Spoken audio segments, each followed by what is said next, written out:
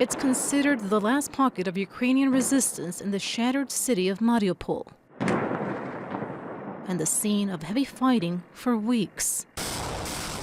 Ukrainian forces say Russians are attacking the AZOV steel factory, where civilians and soldiers are sheltering in underground bunkers. Some of the estimated 2,000 besieged fighters, including women, sing in the dark and wait. There's not enough food or ammunition. Even if outnumbered, they say they have no intention of surrendering. Heavy, bloody fighting is going on. For 71 days, the defenders of the city have been fighting single-handedly with overpowering enemy forces. A 3-day ceasefire was promised by Russia to allow civilians to escape. Ukraine says the promise has been broken. Some women, children, and elderly managed to make it out earlier this week, but others remain trapped alongside Ukrainian soldiers. I really want my family to get out, but not the way we did. It was a miracle we managed to live on the verge of life and death. Ukraine's president is appealing for help to get the others to safety.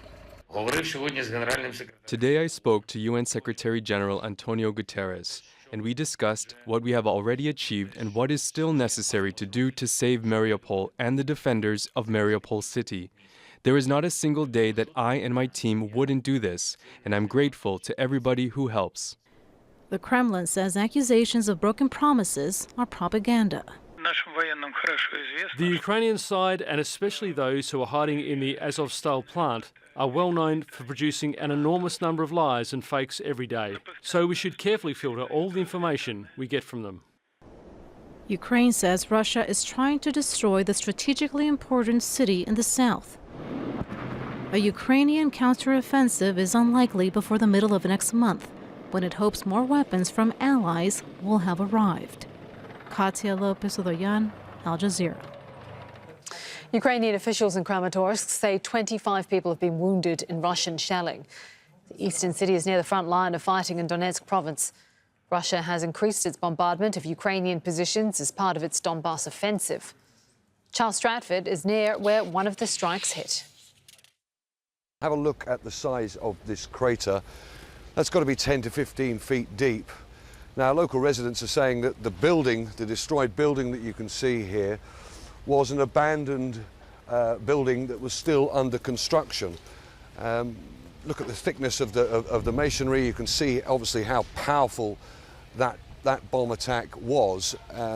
Right, it's going to pan up and you can see the residential buildings. This is so the military say is a purely residential area. There are hundreds of flats that have had their windows destroyed and as you can see, pretty much completely devastated.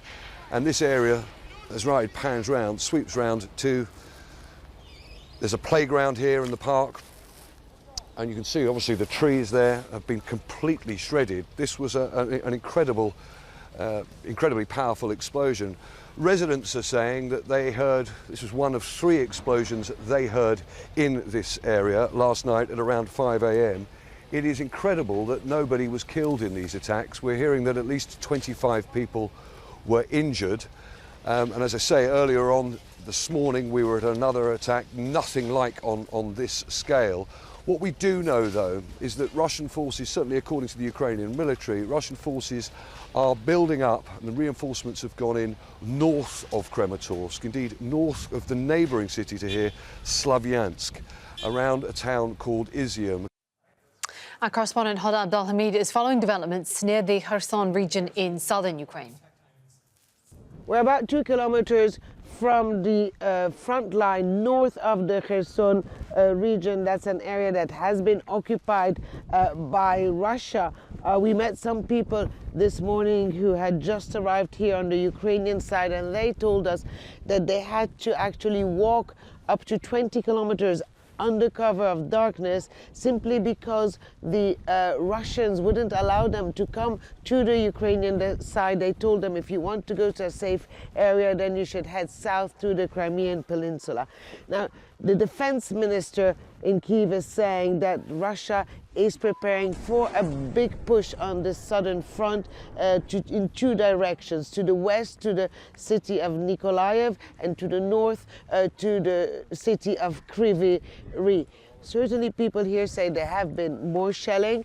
There was this morning some pre-dawn. The mayor tells us that cluster bombs were found. He showed us some pictures. We cannot confirm that independently, but certainly when you walk around, again, the scene of villages completely abandoned, people left. People do worry that this push will come sooner rather than later. Those coming out of Kherson are saying, well, they're coming out as quick as possible because life there has become unbearable. They lack everything: food, medicine, water in many areas, and also the currency is about to change from the Ukrainian hryvnia to the Russian ruble. When you ask them, what about talk about imminent annexation of that region? Well, one man told us he didn't know exactly what were the plans, but certainly he thought that those were happening. But he did say that the Russians will find no one there because most of the people are trying to leave as quick as possible.